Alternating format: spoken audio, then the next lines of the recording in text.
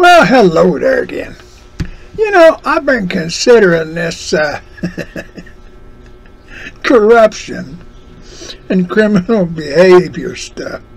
The politicians and the federal government, departments of the federal government, and that bureaucracy.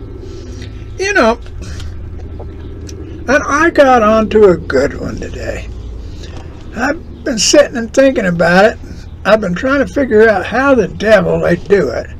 But you know all this homeless stuff we got? All this problem with homeless, the people out there. Well, I don't really care so much about the old original winos, what we called them, and about the hard druggies. But different people, I see different people out and around where I go that are a man and his companion. Or there'll be I've seen a woman with a couple of kids and everything, and them, you know, it just ain't right. And the one that's responsible for it is the government. I don't care what it is. The federal government is responsible for it. The state government is responsible for it. And the county government is responsible for it. And the city government is responsible for it. Oh, they'll say, no, we do this. We got this program. We got that program. Oh, you got them to come down and we'll I'll have them sign them up. And oh, yeah. Big story. Now, the corruption in the federal government, there's more than enough money that they've been spending over there trying to get us in a nuclear war with Russia. I don't care what anybody says. That's none of our business, that stuff between Russia and Ukraine. Now, you go back and you look at the Korean conflict that was a police action. Now, there shouldn't have been, if you check the Constitution and original intent, there shouldn't have been any of these National Guard outfits involved in that Korean War. Shouldn't have been none involved in that Vietnam War. Shouldn't have been any in Kuwait. Shouldn't have been any in Iraq. Shouldn't have been any in Syria. Shouldn't have been any in Afghanistan. None of them things. Because if you go looking at that Constitution and you look what was set up, well, there was a big deal here the other day. Well, I just read it today, I guess. That governor of Texas down there, Abbott feller, he's in it with Biden. Well, there's all 50 governors wrote a letter about the president wants to take over the National Guard. Wants to have so they can put them in that Star Trek outfit they got going on. Well, one of these days that solar system is going to give them a shock, because there's going to be a comeuppance when the satellites begin to fail, when electronic equipment fails, when the power from the different areas in the United States goes down because the electronics got wiped out by one thing or another. You know, they're looking at a lot of stuff. They're really messing around with things they got no business being in. But this thing with the National Guard, now it got me.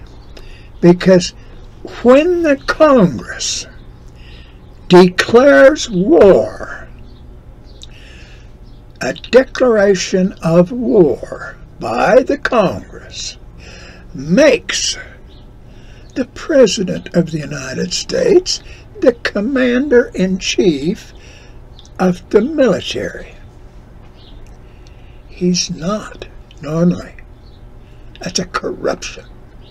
That's a criminal corruption.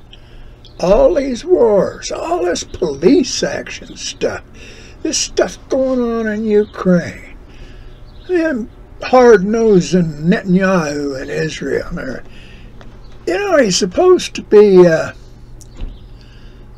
president, and he represents the United States.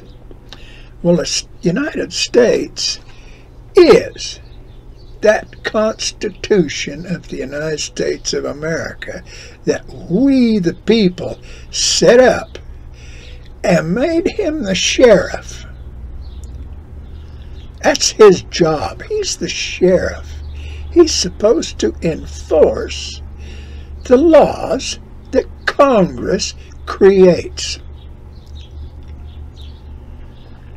They can talk all they want to about these letters that he signs, and this thing that he does, and that thing that he does, this money that he designates, and that money that he designates.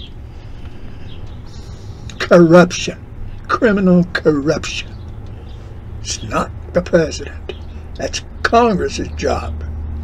That War Powers Act they passed, oh, you know, them weapons of mass destruction, and before that and everything, that Vietnam War, that treaty that Eisenhower, I think it was Eisenhower in 1954, made that treaty with Vietnam.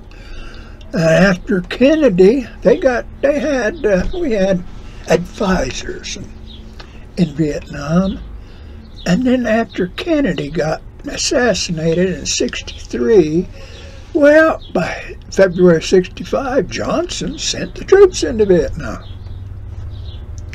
Where was the declaration of war, and against who? It was the North Vietnamese against the South Vietnamese. It was a family argument. Korea was the North Koreans against the South Koreans. It was a family argument. But it was China and the United States.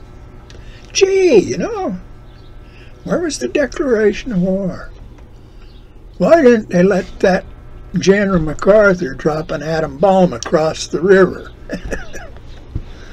You see, this stuff we got no business being in.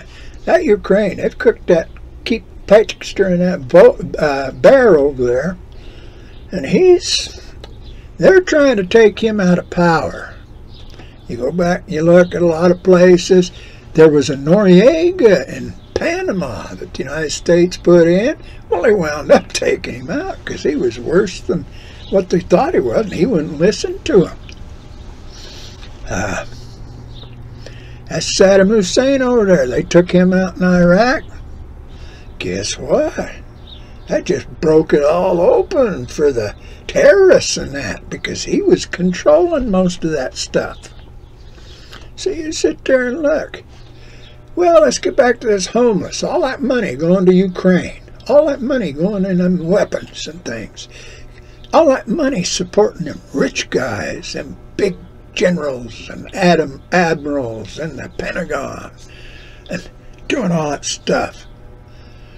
If we wasn't blowing it up, letting somebody else in if we wasn't hiring mercenaries to go out fighting and giving them all the weapons and stuff, it wouldn't be costing us so much. No, and you know, they could put out all 40 billion, 50 billion to the states.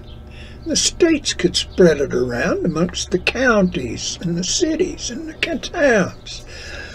And there'd be plenty of money to find a way to take care of the homeless people.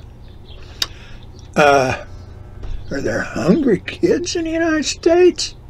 What's your excuse for that, except for greed and corruption and criminal activity because of the progressive socialist tyrants? Think about it. Consider this homeless problem. The regulations and everything, you're going to have to sign up for some of that stuff. You want Medicaid, Ooh, you got to pass this. You got to jump through that hoop. You got to go crawl across this boundary here. Food stamps. Well, most anybody can get them, I guess. That's because, oh, look how generous we are. That's them progressive socialists, them mama people. Oh, or your big mama will take care of you.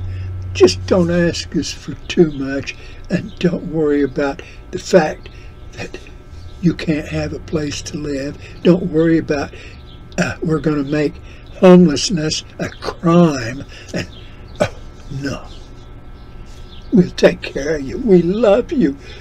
We adore you. Well, I hate to say it, that's exactly what Satan says when he screws you too. Well, have a good day.